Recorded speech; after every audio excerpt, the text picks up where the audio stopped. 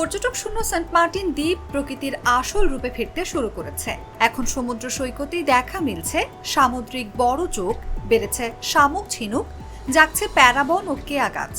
সমুদ্র সৈকতের পাশে উড়ছে পাখি, দেখা মিলছে লাল কাঁকড়ার। সমুদ্রের পানি এখন স্বচ্ছ নীল রং ধারণ করেছে।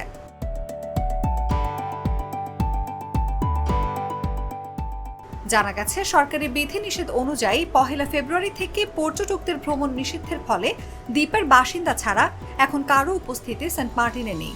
এবছর পর্যটন মৌসুমে সেন্ট মার্টিনে 2 মাস 2000 পর্যটক ভ্রমণের সুযোগ পেয়েছেন। বিগত বছরে 4-5 মাসে প্রতিদিন 5000 পর্যটক ভ্রমণ করেছেন। টেকনাফ উপজেলা নির্বাহী কর্মকর্তা শেখ এহসান উদ্দিন বলেন, সেন্ট মার্টিন দ্বীপের প্রাকৃতিক পরিবেশের ভারসাম্য ফিরিয়ে আনতে গত 5 ফেব্রুয়ারি পরিবেশ অধিদপ্তরের একটি দল সেন্ট মার্টিন দ্বীপে পৌঁছে একাধিক ড্রোনের মাধ্যমে বর্জ্য পড়ে থাকার স্থান শনাক্ত করে।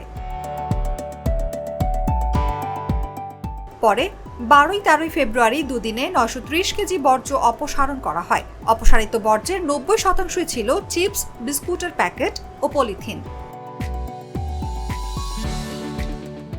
কক্সবাজার ও সেন্ট মার্টিনে কচ্ছপের ডিম সংরক্ষণ নিয়ে কাজ করা বেসরকারি উন্নয়ন সংস্থা নেকমের সহকারী প্রকল্প পরিচালক ডক্টর শফিকুর রহমান বলেন, সেন্ট মার্টিনে এই বছরের পর্যটক সীমিতকরণে দ্বীপের পরিবেশ প্রতিবেশের উন্নতি ঘটেছে।